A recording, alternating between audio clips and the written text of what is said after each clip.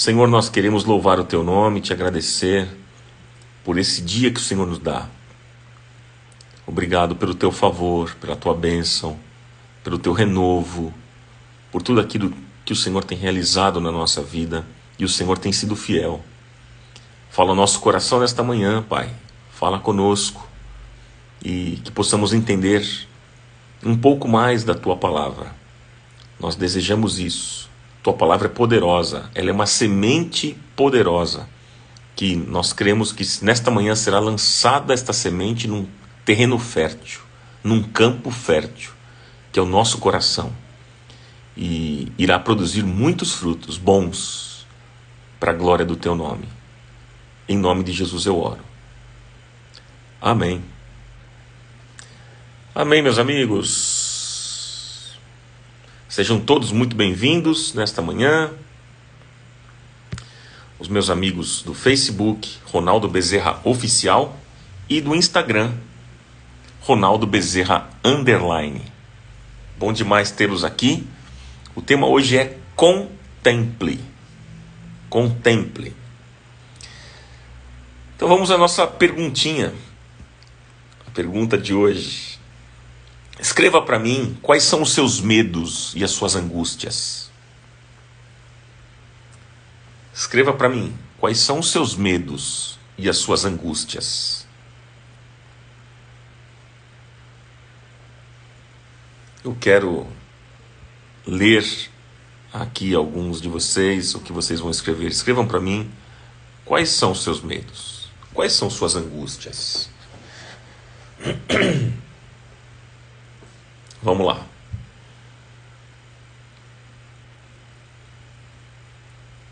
Quais são os seus medos? Quais são as suas angústias? O meu amigo Marcelo escreveu: medo de avião. A Débora Leal disse: a morte de minha família e doença. A Maria colocou: perder a salvação. Quais são os seus medos? Quais são as suas angústias? A Jaque colocou: eu tenho medo de perder as pessoas que eu amo. A Aline escreveu: doenças na família. Malu, doenças. O que mais? Quais são os seus medos? A Neuza Maria colocou: meu medo é parar em um hospital nesta pandemia. A Sandra disse: velhice, o futuro. Sandra Maria Dias colocou: perder o amor da minha filha. Quais são os seus medos? Roseli disse: doenças. A Deise colocou: perder os filhos, os pais. A Lena disse: perder filhos. Vamos lá, medo do futuro.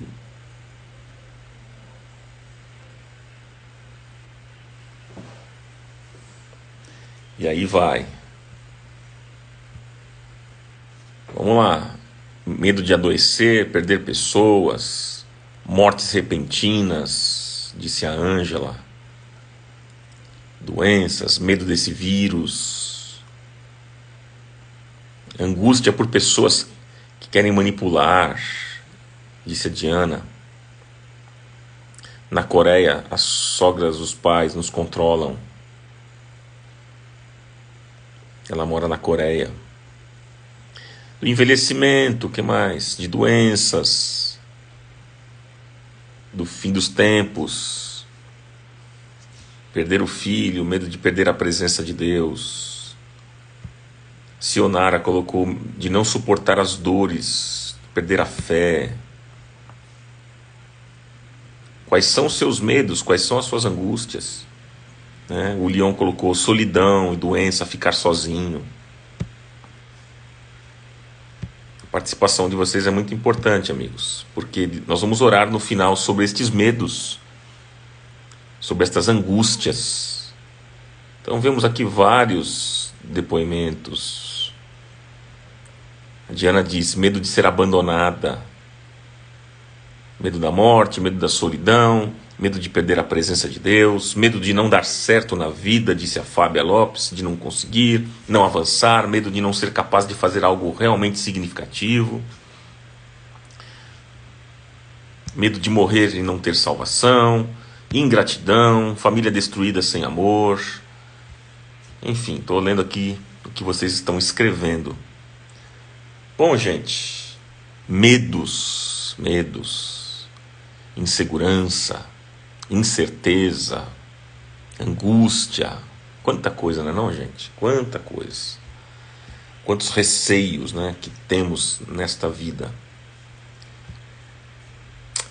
Vamos lá, eu queria ler com vocês então, diante disso que você acabou de dizer, tem um texto para a sua vida, uma palavra de Deus para você, do Salmo 34. Salmo 34. Salmo 34. Uma palavra de Deus para você nesse tempo de medo, de angústia, de incertezas. Olha só o que é que diz o texto. Bom, a Marisa perguntou, e eu, né? Perguntando de mim, quais são os meus medos? Os meus medos são iguais aos de vocês. Tudo que vocês escreveram aí, isso faz parte também, acho que da vida do ser humano, de todos nós. Temos receios de uma série de coisas, algumas coisas que nos causam angústia, né? Mas enfim, por isso que é importante a gente conhecer a palavra. Salmo 34, olha o que o salmista diz, amigos. Bendirei o Senhor o tempo todo. Os meus lábios sempre o louvarão, a minha alma se gloriará no Senhor. Ouçam os oprimidos e se alegrem. Proclamem a grandeza do Senhor comigo. Juntos exaltemos o seu nome. Busquei ao Senhor e ele me respondeu. Livrou-me de todos os meus medos. Livrou-me de todos os meus temores. Os que olham para ele estão radiantes de alegria. Seus rostos jamais mostrarão decepção. Este pobre homem clamou e o Senhor o ouviu e o libertou de todas as suas angústias, suas tribulações. O anjo do Senhor é sentinela ao redor daqueles que o temem e os livra. Provem e vejam como o Senhor é bom e como é feliz o homem que nele se refugia. Do versículo 1 ao 8. Que texto, hein, gente? Que texto. Que salmo maravilhoso, o salmo de Davi. Os salmos são incríveis. Eu estou fazendo inclusive uma série em nossa comunidade nesses dias falando sobre os salmos. E tem sido maravilhoso esse tempo que a gente tem aprendido sobre os salmos da Bíblia, né? E aqui eu queria destacar esse Salmo 34, né? Não li todo o Salmo, ele vai até o versículo 22. Eu li até o versículo 8 porque o meu destaque vai ser um menor, né? Não vou falar do Salmo todo. Mas enfim, gente, vamos lá, eu queria conversar com vocês sobre esse tema, contemple. Pergunto para você, você já se sentiu sem chão na vida? Já? Você já acordou sem vontade de sair da cama? Hein? Você já chorou de madrugada e não conseguiu mais dormir? Quais são os seus medos? Quais são as suas angústias? Hein? Me chama a atenção o versículo 4, gente, do Salmo que nós lemos, Salmo 34. O versículo 4 fala de temor. E o versículo 6 fala de angústia. O versículo 4, olha só, o versículo 4 diz assim: busquei o Senhor e ele me respondeu e livrou-me de todos os meus temores. Livrou-me dos meus medos. Temor é medo. Os meus temores, os meus medos. Então o versículo 4 está falando de medo, de temor. E o versículo 6, o salmista diz: e este pobre homem clamou, e o Senhor o ouviu, e o libertou de todas as suas angústias. Então veja, o versículo 4 fala sobre o medo, e o versículo 6 fala sobre angústia. Estes dois sentimentos, gente, medo e angústia, eles podem se tornar grandes obstáculos para que façamos a vontade de Deus. Tome cuidado com estes dois sentimentos que podem se tornar grandes obstáculos para que façamos a vontade de Deus. O medo, vamos falar do medo. Inclusive eu tenho um tema no meu canal do YouTube falando sobre o medo. O tema, procure depois lá, vale a pena você ouvir aquela mensagem sobre o medo. Mas o medo, gente, é um sentimento natural da gente. Inclusive é importante se ter medo num certo aspecto. Claro, porque se a gente não tiver medo, imagina só, se você não tiver esse sentimento, você se jogaria de um prédio do 10º andar, né? Saltaria de um avião em pleno voo sem paraquedas.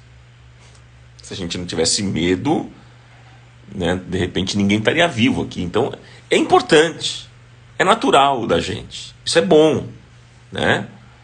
Se a gente não tivesse medo, a gente faria tantas barbaridades, né? Não, gente? Então o medo é importante num certo aspecto. Mas quando ele passa, se eu posso, de uma maneira muito simples para você entender, quando ele passa dessa normalidade, ele se torna devastador na nossa vida. Destruidor. E é claro que todos nós temos os nossos medos, as nossas fobias.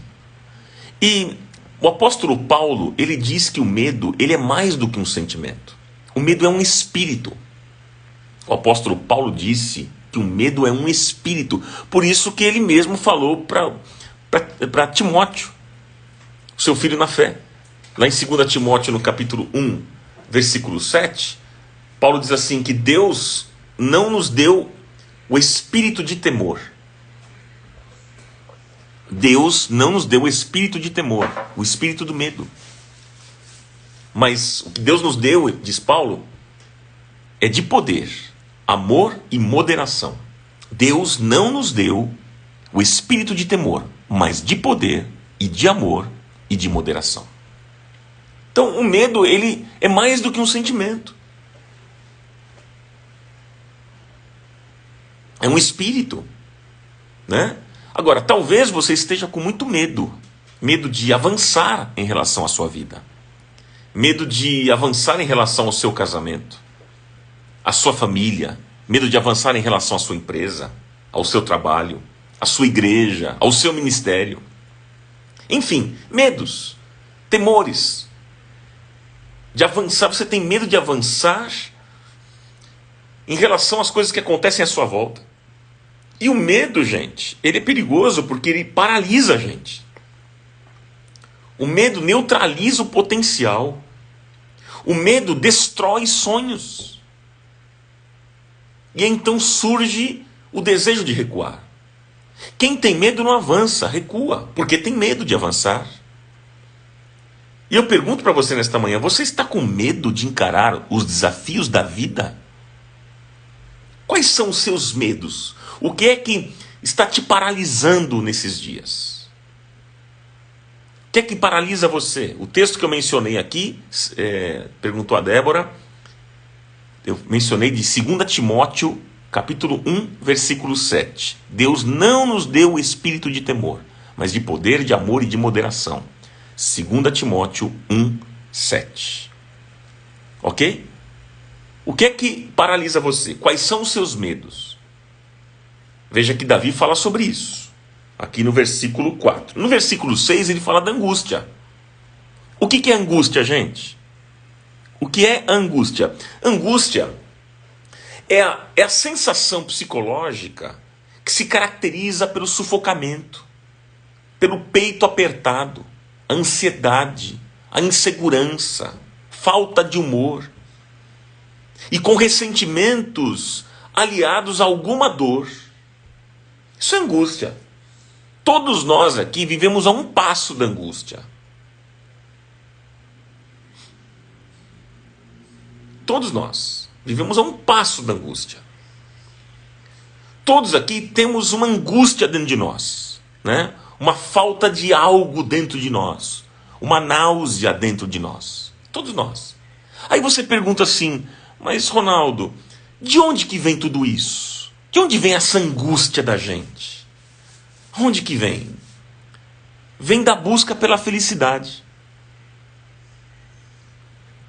Porque nós vivemos os nossos dias em busca da felicidade. A gente quer ser feliz. Aí você pergunta, mas há algum problema nisso? Claro que não. Claro que não. Desejar ser feliz? Pelo contrário, não há mal algum. A questão é o caminho que você vai trilhar nessa busca. O que você entende pela felicidade? O que é felicidade para você? O que é ser feliz? Qual é o conceito que você tem sobre felicidade? Né? E aí as pessoas elas vivem nessa angústia, nessa busca pela felicidade, dizendo, eu quero ser feliz, eu preciso ser feliz, eu vou em busca da minha felicidade, custa o que custar. E se tiver alguém na minha frente que atrapalha a minha felicidade, eu vou atropelar. Eu vou em busca dos meus objetivos, não importa o preço que eu tiver que pagar, eu vou pagar. Se eu tiver que tirar gente da minha frente, vou tirar. Se eu tiver que pisar em alguém, vou pisar. Porque eu quero ser feliz. E ninguém é feliz em cima da desgraça do outro, fazendo o outro infeliz. Isso não é felicidade, gente. E aí acontece o seguinte, nessa busca da felicidade, o que muitos fazem? Bom, eu quero ser feliz. Ele acha o seguinte, ele acha que se ele comprar um carro, ele vai ser feliz. Ah, eu já sei, eu estou infeliz porque está faltando um carro zero. Eu preciso comprar um carro zero. Aí ele se esforça, tal, junta dinheiro, compra o carro zero que ele tanto queria para ser feliz. E aí depois que ele compra o carro, passa alguns meses, ele diz, não é isso que me faz feliz. Aí ele pensa o seguinte, bom, já sei, para eu ser feliz eu tenho que trocar de casa. Essa minha casa aqui, já moro nela há 15 anos, 20 anos aqui nesse lugar, nesse bairro. Já sei, para eu ser feliz eu vou mudar de bairro. Vou pegar uma casa melhor, mais bonita e vou ser feliz. E aí ele faz isso. Passa um tempo e ele descobre que não é isso que faz ele feliz. Aí logo ele pensa, já sei, vou fazer uma viagem, o meu problema é a viagem, aí acho que agora resolve o meu problema, vou fazer a viagem dos meus sonhos, vou ficar um mês viajando pelo mundo, conhecendo os países e tal, e ele vai. E quando ele volta, passa um tempo e ele diz, não é isso que me faz feliz. Ah, já sei então, meu problema é que eu não tenho filho. Eu vou ter um filho e vou ser feliz. E aí tem filho, e depois passa o tempo e descobre que não é isso que preenche. Ou então ele acha que para ser feliz é necessário trocar de cônjuge. Já sei, o meu problema é que eu não sou feliz, é o meu marido. Ou é a minha esposa, né? E eu vou trocar, porque daí eu vou ser feliz. Eu vou ser feliz. Porque é aquela outra pessoa que eu acho que vai me fazer feliz. E aí a pessoa faz isso, troca de cônjuge, passa um tempo e ela chega à seguinte conclusão: não é isso que me faz feliz. Percebe, gente, que isso gera angústia. As pessoas andam angustiadas porque elas vivem nessa busca incessante, constante, o tempo todo. Eu preciso ser feliz, eu preciso. E nós vivemos atrás de algo que possa preencher o vazio que existe dentro de nós. Mas eu queria dizer para você nesta manhã algo que você já sabe. Só Jesus pode preencher os anseios mais profundos, os vazios da nossa alma e do nosso coração. É só Jesus. Você consegue entender isso? É só Ele. que vai preencher. Não existe felicidade fora de Cristo. Não existe felicidade fora de Deus. E você pode, olha só, algo que eu preguei em minha comunidade um tempo atrás, sobre felicidade, né? Falei sobre as bem-aventuranças. Você pode, uma das coisas que eu disse é o seguinte: você pode ser feliz aos olhos do mundo e não ser feliz aos olhos de Deus. E você pode ser feliz aos olhos de Deus e não ser feliz aos olhos do mundo. Porque felicidade segundo Deus é outra coisa. Felicidade segundo Deus é um outro caminho. E a gente muitas vezes está buscando essa felicidade pelo caminho errado. A gente busca a felicidade aos olhos do mundo e não aos olhos de Deus. E é por isso que a gente se frustra. Porque a felicidade aos olhos do mundo, ela não sacia nossa alma, nosso coração. Ela é momentânea. Não é verdade, gente? Você acaba tendo momentos de alegria, mas que passam. E aquilo não preenche você. Então veja que interessante, o versículo 4 fala de medo. Certo? O versículo 4 fala de medo. E o versículo 6 fala de angústia. Mas, gente, qual é o segredo para a gente viver livre destas coisas? Desses medos e dessas angústias? Está no versículo 5, virou um sanduíche. Versículo 4, versículo 6, mas aqui tem o versículo 5, vira um sanduíche. O versículo 5 mostra para nós qual é o segredo para a gente viver livre de angústias e temores. Qual é o segredo? Olharam para ele, diz o versículo 5, e foram iluminados, e os seus rostos não ficaram confundidos.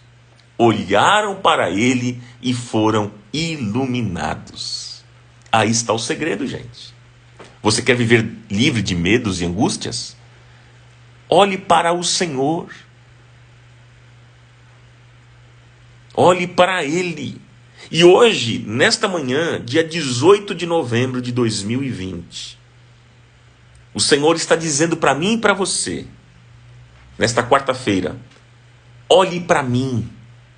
Me contemple. Esse é o nosso tema. Me contemple. Olhe para mim. O que é contemplar, gente? Contemplar é fixar o olho em alguém. Contemplar é fixar o olho em algo, ou até mesmo em si mesmo. Isso é contemplar. É você fixar o olho em alguém com encantamento, com admiração. É observar atentamente, é analisar. Isso é contemplar. E o Senhor está dizendo: olhem para mim, me contemplem.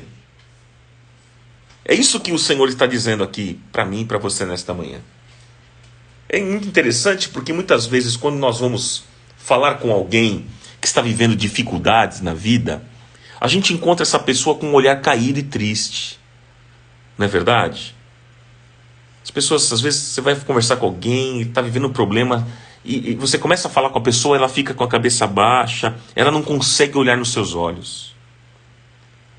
Mas quando nós queremos falar ao coração dessa pessoa, a gente diz para a pessoa: escuta, meu amigo, levanta a cabeça, olha para mim. Não é assim que a gente faz?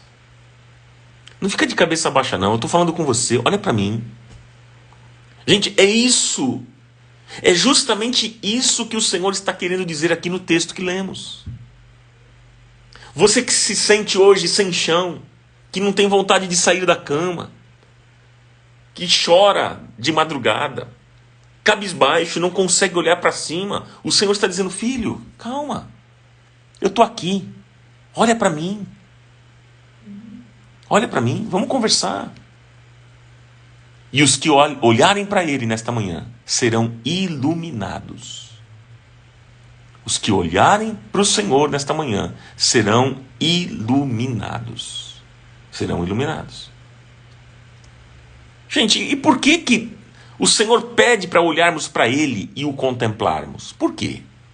Porque é muito possível a gente viver contemplando outras coisas e olhando outras coisas, ou então olhando em outras direções, olhando para as circunstâncias, olhando para o tamanho dos problemas, olhando para os gigantes desta vida, olhando para as dificuldades, olhando para pessoas e não olhando para Deus. É muito possível. Por isso que Deus está dizendo assim: olhe para mim. Porque de repente você está olhando para tantas outras coisas à sua volta. Você viu como é que a gente está olhando aqui? No começo da live a gente escreveu. A gente olha para o quê? Para o medo da Covid, como nós escrevemos aqui. Para o medo de perder o emprego, medo de perder a saúde. A gente está olhando para as circunstâncias, a gente está olhando para outras coisas. Por isso que eu fiz questão de fazer a pergunta no início. Porque isso eu me encaixo junto com você. A nossa tendência é olharmos para tudo. O que vai ser da minha vida no futuro? O que vai ser da minha velhice?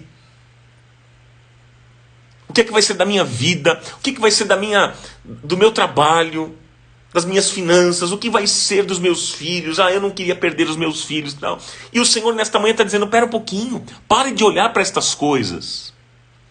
Me contemple. Olhe para mim. Olha para mim. E quando nós aprendemos o segredo de viver uma vida que constantemente olha para o Senhor, o que acontece, gente? O texto responde. Nós somos iluminados. Deus se revela a nós. E então nós vamos sendo transformados. Quer anotar um texto? Anote aí, 2 Coríntios 3,17. 2 Coríntios 3,17. Olha o que aqui diz. Ora, o Senhor é o Espírito, e onde está o Espírito do Senhor, ali a liberdade. E continua dizendo o apóstolo Paulo: e todos nós, que com a face descoberta contemplamos a glória do Senhor. Com a face descoberta, contemplamos a glória do Senhor, segundo a sua imagem. Estamos sendo transformados com glória cada vez maior, a qual vem do Senhor, que é o Espírito. Então, quando nós olhamos para o Senhor, quando contemplamos o Senhor, gente, nós vamos sendo transformados, como diz o texto, com glória cada vez maior. Por isso que o segredo é: olhe para Deus, contemple a face do Senhor. Contemple a face do Senhor. Eu não sei como é que é o seu tempo com Deus, mas o meu tempo, muitas vezes, quando eu tenho o meu tempo com Deus, por vezes eu fico em pé. Eu gosto muito de fazer caminhadas e nesse tempo de caminhada orar, falar com Deus, é algo meu, eu gosto, né? Gosto de ficar em pé. Enfim, outras vezes faço isso sentado, outras vezes de joelhos, prostrado, enfim. Mas por vezes eu fico até deitado. À noite, antes de dormir, né? Eu fico quieto e gosto naquele momento de falar com Deus, né? Eu sei que muitos aqui também devem fazer a mesma coisa. E já até me disseram, né? Mas Ronaldo, é ruim falar com Deus deitado. É ruim porque você acaba dormindo. Já me perguntaram, né? Você não dorme quando você está deitado, né? Você está falando com Deus, de repente você dormiu? Eu falo: aconteceu sim, já. Acontece. Mas é ruim. Não é ruim. Sabe por que não é ruim, gente? Porque aí se cumpre a palavra de Deus, quando diz, no Salmo 139, 18, quando acordo ainda estou contigo. O salmista disse isso. Então, como é bom a gente dormir, não tem problema. Está orando, de repente dormiu, mas que bom. Que bom, não tem problema. Antes de você dormir, você estava orando, e depois é quando você acordou. Quando acordo, ainda estou contigo. Como dizia o salmista. Maravilhoso. Nestes momentos de intimidade, Deus se revela a mim, Deus se revela a você. Deus quer ter intimidade com a gente, amigos. Ele quer se revelar a cada um de nós. Olhar para o Senhor, o que é? Contemplá-lo. Olhar para Deus é manter os olhos fixos nele. Nele, e não nas circunstâncias ou pessoas, nele. Isso fala do que, gente? Fala de relacionamento, fala de amizade, fala de comunhão, fala de intimidade com Deus. E eu queria destacar aqui 2 pontos importantes nessa mensagem. Vamos pensar em cima de 2 aspectos nessa mensagem. Por que a gente tem que ser íntimo de Deus? Por que ser íntimo? Porque olhar para Deus fala de intimidade. E por que nós devemos ser íntimos de Deus? Primeiro, anote isso, por favor. Anote isso. Intimidade gera compreensão. Escreva isso, por favor.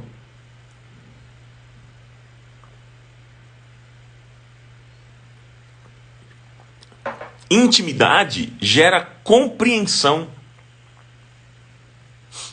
Você anotou?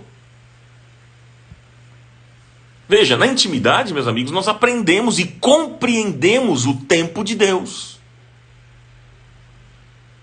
A gente compreende. E compreender o tempo de Deus é a melhor coisa. Porque isso nos ajuda a nos tornarmos menos ansiosos, não vivemos na angústia, a não sermos reativos, impulsivos, precipitados. Porque se nós formos íntimos de Deus, nós vamos descansar, entendendo que Ele está no controle de todas as coisas, que Ele está cuidando de tudo, dos detalhes da nossa vida, que Ele tem o melhor para nós, que tudo coopera para o nosso bem. E nós também teremos a certeza que Ele nunca vai nos deixar, Ele nunca vai nos abandonar, e que no tempo certo, o milagre vai chegar. Nós vamos entender isso, nós vamos compreender estas coisas. Intimidade gera compreensão. Amigos, Deus tem um relógio diferente do nosso relógio. A hora do céu, Ele que administra, gente, é Deus. E Ele sabe o que Ele tem que realizar, no tempo que tem que realizar. Agora, o problema é o seguinte, é que nós desejamos que Deus faça as coisas, que Deus realize milagres, na nossa hora, no nosso relógio.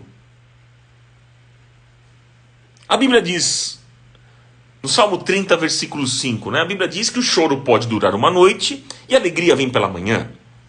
Mas quanto tempo dura uma noite de Deus e quanto tempo dura uma noite minha? Para Deus, amigos, uma noite pode durar 400 anos, como foi para Israel, na escravidão do Egito. Pode durar 70 anos, como também foi para Israel. 40 anos no deserto de Israel, pode ser. O tempo da noite pode ser isso para Deus. Ou seja, a noite de Deus pode durar muitos e muitos pôr do sol, nascer do sol, pôr do sol, nascer do sol.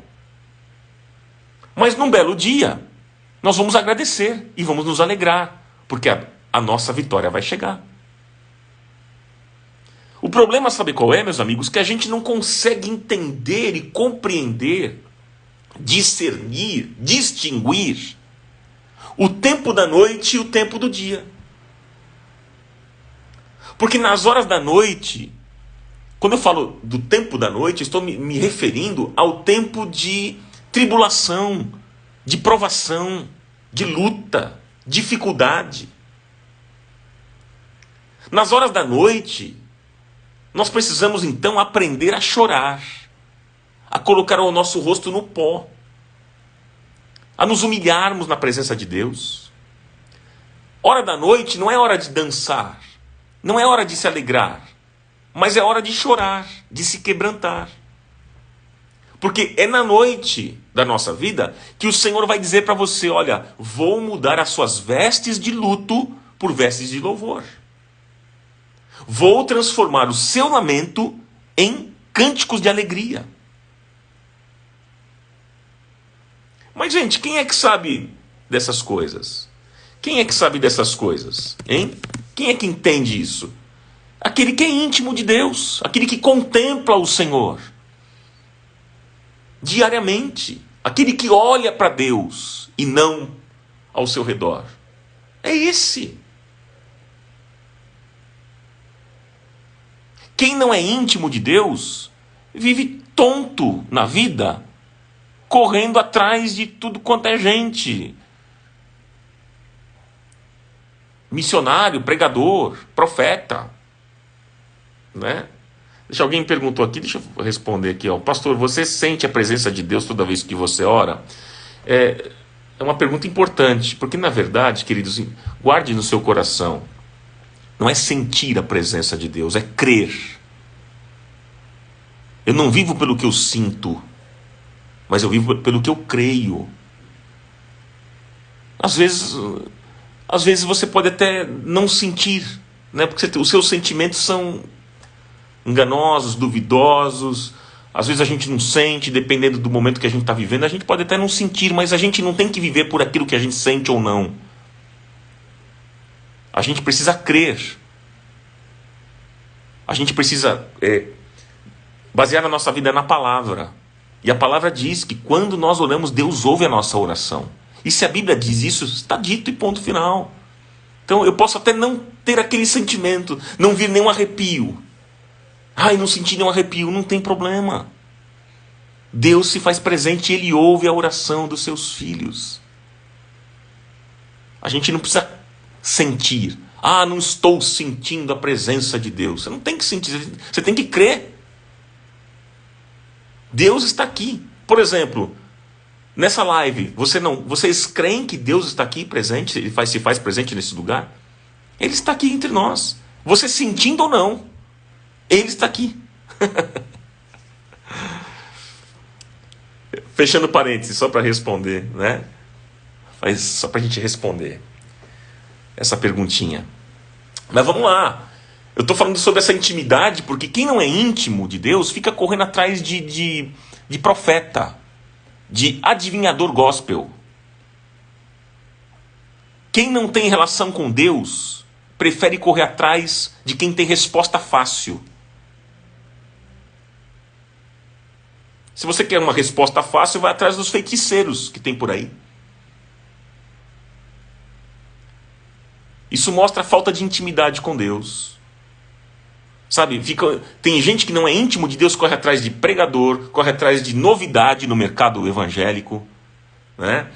Ficam tentando dar um jeitinho nas horas, no relógio de Deus. Amigos, Deus não é tolo. E o tempo dele ninguém pode mexer, ninguém pode dar um jeitinho nas horas de Deus. Porque quando Deus fecha portas, ninguém abre as portas. E quando Ele age, ninguém impede. Agindo o Senhor, ninguém poderá impedir. Então, não tem como você... eu vou falar com o pastor que é o campeão das orações respondidas, porque ele vai dar um jeitinho nas horas de Deus. Como ele está mais próximo de Deus, quem sabe ele consiga convencer Deus. Porque eu acho que eu não tenho um argumento suficiente, então o fulano de tal, né, o profeta do momento, vai falar com Deus e Deus vai ouvir ele, porque a mim ele não ouve. Isso é tolice, gente. Ninguém consegue mudar o relógio de Deus. Não tem profeta, não tem profetisa, não tem guru, não tem pregador, não tem pastor, não tem missionário, não tem apóstolo, não tem apostila, não tem ninguém que consiga alterar o relógio de Deus. Se ele diz não, é não. Se ele diz sim, é sim. E não tem demônio também, gente. Não tem feiticeiro, não tem demônio que possa também mexer nisso. Porque o relógio de Deus é Ele que controla. É o Senhor.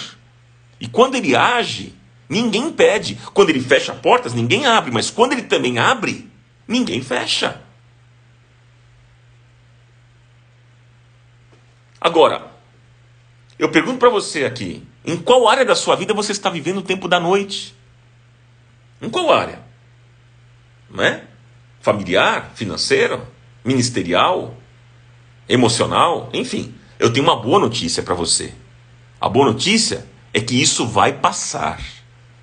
Porque a Bíblia diz, Salmo 30, versículo 5, o choro pode durar uma noite, mas a alegria vem pela manhã. O choro pode durar uma noite, mas a alegria vem pela manhã. O sol da justiça vai brilhar na sua vida. Creia nisso. Vai amanhecer na sua vida. Porque não há noite que perdure para sempre. O sol vai brilhar. E a tua vitória vai chegar. O tempo disso? Não sei. Pode ser 2 meses, pode ser 2 anos, pode ser 20 anos, pode ser 40 anos, pode ser 400 anos, não sei. Mas uma hora o sol da justiça vai brilhar. Porque o choro pode durar uma noite, mas a alegria vem pela manhã. Muitas são as aflições do justo, diz o salmista, mas o Senhor o livra de todas. Haverá livramentos para a sua vida. Bom, e a segunda coisa que eu quero deixar para o seu coração aqui, né? Por que a gente precisa viver essa vida de intimidade, de contemplar a face de Deus? Por quê? Gente, por que nós devemos ser íntimos de Deus e contemplá-lo? Porque intimidade também gera equilíbrio. Então eu disse, primeiro, você que está chegando agora, eu falei que a intimidade gera compreensão. Nós compreendemos o tempo de Deus, nós compreendemos o momento de Deus para cada coisa na nossa vida. Mas a intimidade também gera um equilíbrio. Intimidade gera equilíbrio. Quando nós somos íntimos de Deus, por exemplo, nós não somos mais justos do que misericordiosos. Porque muitos na igreja são muito justos, mas não são misericordiosos na mesma proporção. E nós só vamos conseguir combinar justiça com misericórdia se a gente conhecer o coração de Deus. Quanto mais nós amamos a Deus, mais nós vamos amar o outro. Quanto mais íntimo de Deus você for, mais Ele vai te empurrar para perto do outro, para perto do próximo. Se a nossa adoração, gente, se a nossa adoração a Deus, ela não se transformar em ação e não nos levar para mais perto do outro, então a nossa adoração é mentirosa, é hipócrita. Há muitas pessoas, por exemplo, que profetizam em nome de Deus. Há muitas pessoas que dizem escutar a voz do Espírito Santo. Mas elas continuam arrogantes, continuam mesquinhas, avarentas, fofoqueiras, maledicentes, odiosas, maldosas, não perdoam ninguém, não perdoam os pais, não perdoam os irmãos, não perdoam as pessoas. Gente, eu não entendo isso, porque quando nós escutamos a voz do Espírito Santo, nós somos iluminados, como diz o texto.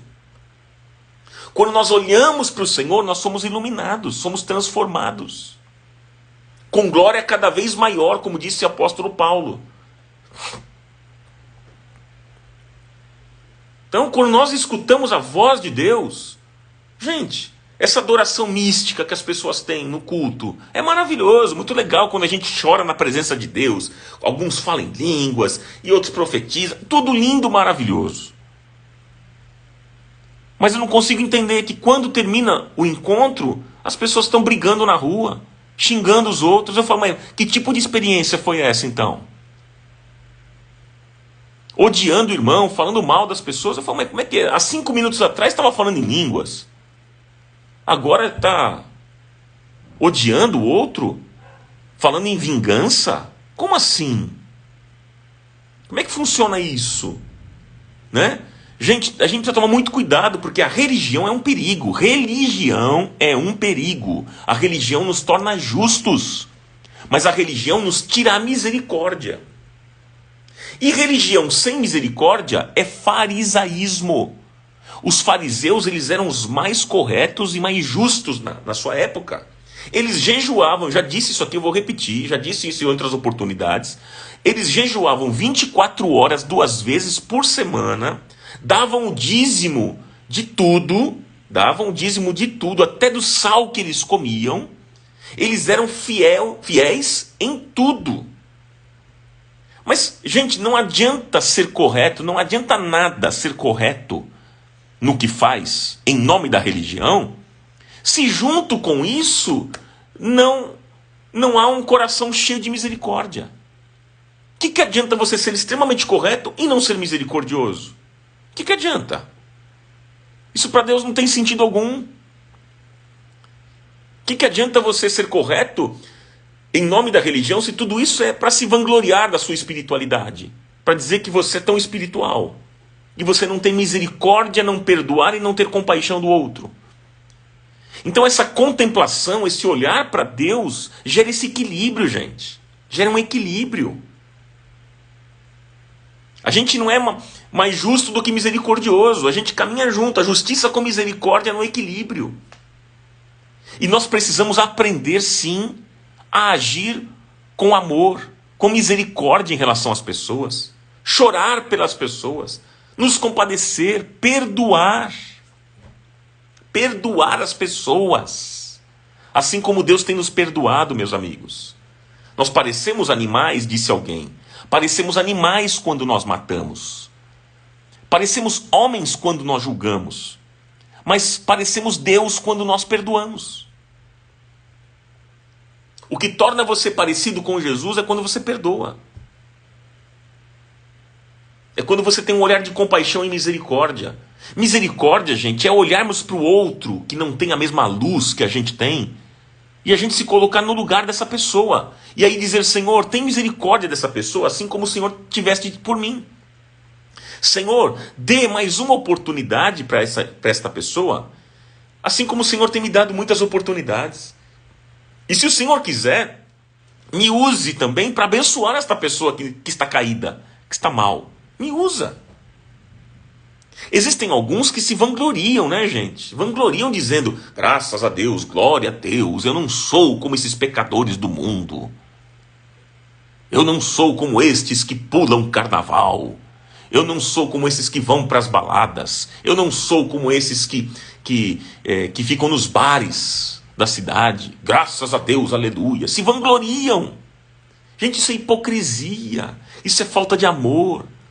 Isso é falta de misericórdia, de compaixão. Gente, compaixão significa capacidade de sofrer junto.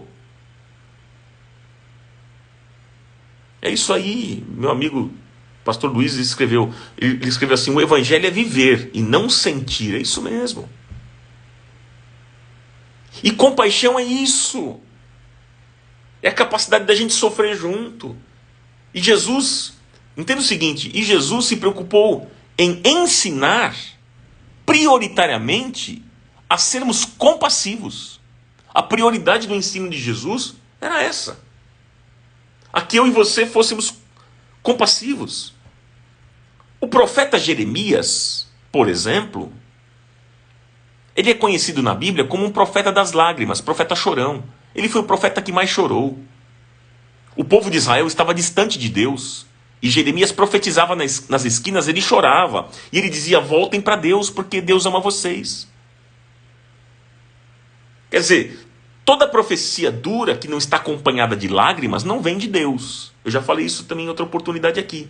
Cuidado com profecia que você recebe, profecia dura.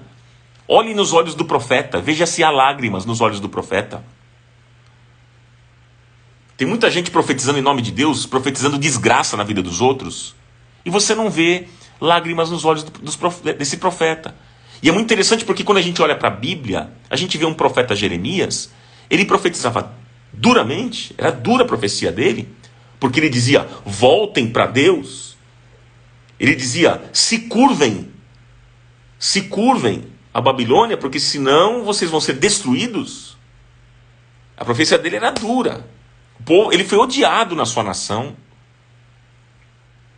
Ele foi odiado por causa disso, porque era duro. Mas só que ao mesmo tempo ele chorava nas esquinas. Ele dizia, voltem para Deus, porque Deus ama vocês. E aí eu vejo os profetas de hoje em dia dando profecia dura e você não vê lágrima nos olhos. Gente, a palavra dura de Jeremias era movida por um coração cheio de amor e não por um desejo de fazer justiça. Guarde isso. A palavra dura, a profecia dura que partia da boca de Jeremias era motivada por um coração cheio de amor e não por um desejo de fazer justiça. Jesus, por exemplo, ele é o profeta maior. Em Isaías 53, descreve Jesus como homem de dores que sabe o que é padecer. Homem de dores que sabe o que é padecer. Aí, hoje em dia, tem muita gente se dizendo profeta da nação. Os camaradas se julgam profetas da nação. Ou então nas igrejas se julgam os profetas. E vocês me perdoem porque eu vou dizer aqui, mas Eu fico pensando, esses camaradas que se auto-intitulam profetas da nação, ou da igreja, ou enfim. Eu fico pensando, esses que se dizem profetas, eles entendem sobre dor? Porque a Bíblia diz que Jesus era o profeta maior, ele era homem de dores. Esses profetas, eles entendem sobre dor? A dor de quem eles assumiram? Por quem que eles estão chorando? Por quem que eles estão jejuando? Quem eles estão visitando? Quem? Profeta que não entende sobre dor não é profeta. Guarde isso no seu coração. Profeta que não entende sobre dor não é profeta. Então, amigos, nós precisamos ser mais misericordiosos com os nossos amigos, irmãos, a esposa, o marido, os pais, os filhos, os amigos, enfim. A língua afiada e o olhar que destrói não vem de Deus. Nosso Pai sempre nos olha com um olhar de amor e compaixão. As mãos de Deus não são ásperas e nem o seu abraço nos esmaga. Nós não temos o direito de tratar as pessoas sem compaixão, sem amor e misericórdia. Porque Deus nos trata com amor e misericórdia. Nós não temos o direito de não perdoar quem nos ofende. Porque Deus sempre nos perdoa quando o ofendemos.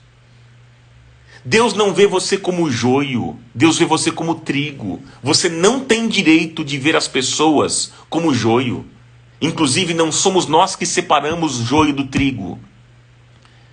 Quem vai separar joio do trigo? Quem vai separar joio do trigo? Entenda o que eu vou dizer. É o Senhor, naquele dia. A nossa função não é separar joio de trigo, não é julgar as pessoas. A nossa função é servir e amar as pessoas.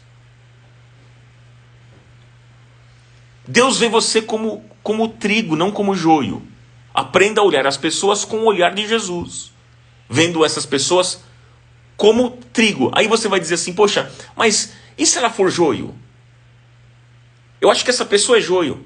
Mesmo assim, o teu olhar tem que ser o olhar de Jesus. Ele olhava as pessoas como trigo e não como joio. Porque ele não fazia acepção de pessoas. Guarde isso no seu coração. Jesus não fazia acepção de pessoas. Nós precisamos definitivamente entender, amigos, que Deus ama a todos e deseja salvar a todos. Jesus não veio a este mundo para condenar o mundo. Jesus veio a este mundo para salvar o mundo. Deus deseja transportar todos os homens do reino das trevas para o reino da luz. E Jesus disse, bem-aventurados os misericordiosos, porque alcançarão misericórdia. Jesus disse, lá em João 13, 34, um novo mandamento lhes dou, amem-se uns aos outros, como eu os amei, vocês devem amar-se uns aos outros, e com isso todos saberão que vocês são meus discípulos, se vocês se amarem uns aos outros. Eu quero concluir essa mensagem para orarmos nesta manhã e dizer o seguinte para vocês. O que é cristianismo, gente? Cristianismo é Cristo. Ele é o nosso referencial. E por isso nós devemos imitá-lo. E nos relacionando com o Senhor, Ele tem vida com abundância para todos aqueles que se aproximam dele. Cristianismo, gente, é podermos dizer que nós conhecemos alguém que não nos sugou o sangue, energia e força.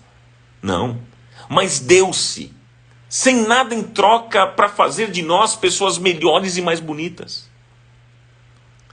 Cristianismo é fazer com que esse relacionamento se estenda dia a dia, porque o Senhor nos ama e nos quer bem. E se nós quisermos viver uma vida melhor, equilibrada, equilibrada em nossas emoções e nos nossos relacionamentos, cheia de esperança, uma vida em paz com Deus, nós precisamos nos encher constantemente da água da vida que é Cristo. Só Ele, gente, só Ele pode responder às questões mais íntimas da nossa alma e nos dar um sentido para a vida, através da própria vida dele. Conhecer a Cristo e prosseguir em conhecê-lo, como diz lá Oséias, é o segredo para a gente viver uma vida livre de medos e angústias. É contemplar ao Senhor, é olhar para Deus. Olharam para Ele e foram iluminados. Aí está o segredo para a gente viver sem medos, livre de medos e angústias. Não se renda a esses sentimentos, mas coloque a sua confiança nesse Deus que tem o controle de tudo, que tem o domínio sobre todas as coisas e que tem a nossa vida na palma da sua mão. E eu pergunto para você aqui nesta manhã, para nós orarmos, pergunto: você deseja viver uma vida satisfeita, com relacionamentos saudáveis e equilibrados? Você deseja isso? Você deseja viver seus dias de uma maneira que as coisas façam sentido e o medo e a angústia não dominem os seus pensamentos? Você deseja? Você deseja compreender o tempo e o modo de Deus agir? Lembre-se, o segredo é olhar para o Senhor, contemplá-lo, fixar os seus olhos nele, olhando para o autor e consumador da nossa fé, e tendo uma vida de comunhão e intimidade com o nosso Deus. Provérbios 8:17. Provérbios 8:17. O Senhor diz: eu amo aqueles que me amam. A quem me procura, me encontra. Quem me procura, me encontra. Se você procurar o Senhor hoje, você irá encontrá-lo. E que assim seja. Em nome de Jesus. Em nome de Jesus.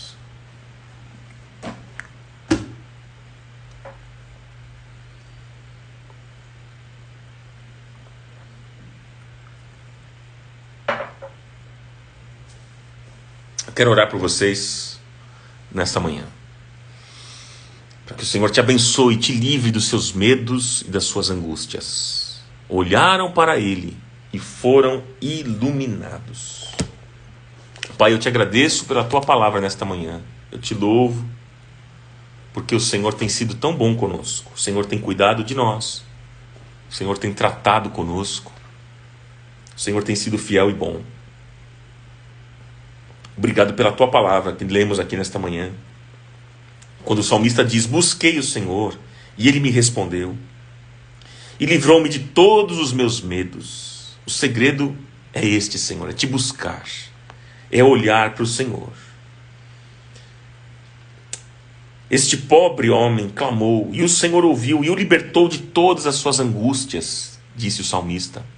E aí está o segredo, aqui está o segredo: clamar a Deus, buscar a Deus, olhar para Deus. Davi aqui nos ensina, Pai, qual é o segredo para vivermos livres destes sentimentos horríveis que nos cercam tantas vezes, os nossos medos, temores, angústias. Pai, o segredo é olhar para o Senhor, é contemplar a sua face cada dia, é colocarmos os nossos olhos no Senhor, no autor e no consumador da nossa fé. Eu peço, meu Pai, que nesta manhã Tu venhas de maneira muito especial tocar a vida de cada um dos meus irmãos. Quantos que estão aqui nesta live estão temerosos, vivendo em angústias? Oh Pai, eu peço que venha nesta manhã uma cura especial sobre cada um deles. Que a presença do verdadeiro amor, a Tua presença que está neste lugar, o qual nós cremos, o Senhor se faz presente, que a Tua presença neste lugar possa tocar neste momento a vida dos meus irmãos, eles serem ministrados pelo Teu amor, que este amor inunde cada lar neste momento, cada casa, cada família. Este amor alcance cada pessoa, onde estiver, no carro dirigindo, indo ao trabalho, Senhor, em casa, aonde essa pessoa estiver, num hospital, em qual for o lugar, que o Senhor alcance este meu irmão e esta minha irmã agora, em nome de Jesus. E que haja livramentos, Pai, destes medos e temores, porque a nossa vida está no Senhor, está guardada em Ti. O Senhor tem a nossa vida na palma das suas mãos, e nós sabemos que o Senhor tem o melhor para cada um dos Teus filhos, mesmo que os nossos olhos muitas vezes não entendam, não percebam, mas o Senhor continua sendo bom, o Senhor continua sendo nosso Deus, e o Senhor continua desejando o melhor para cada um de nós, porque a Tua palavra diz que os Teus pensamentos são bons, os Teus pensamentos são de paz e não de mal, porque o Senhor não deseja destruir os Teus filhos. O Senhor não veio a este mundo para condenar o mundo, o Senhor veio a este mundo para salvar o mundo. Salva-nos nesta manhã, Senhor, dos nossos medos e temores e angústias. Salva-nos, liberta-nos nesta manhã, em nome de Jesus. Que haja um espírito de paz sobre cada família, sobre cada pessoa, agora, em nome de Jesus, em nome do Senhor Jesus. Eu oro, Pai, eu te agradeço porque o Senhor sempre ouve a nossa oração, e a Tua resposta vem, o bálsamo vem, a unção vem, a graça vem, o renovo vem, a libertação vem, a restauração vem, a vitória vem e a bênção vem. É a bênção do Senhor que enriquece e não acrescenta dores. Glória ao Teu nome, eu te agradeço, em nome de Jesus. Amém. E que você tenha um dia muito abençoado hoje, na presença de Deus. Obrigado por tê-los aqui nesta manhã. Deus falou poderosamente ao nosso coração e eu fico muito feliz, porque o Senhor tem sido muito bom com a gente. Tenha um grande dia, um dia abençoado na presença de Deus. Que Deus te abençoe e te guarde, te livre de todo o mal e prospere o teu caminho, a obra das tuas mãos, sempre, em nome de Jesus. Amém. Tchau, gente. Deus abençoe muito vocês. Tchau, queridos.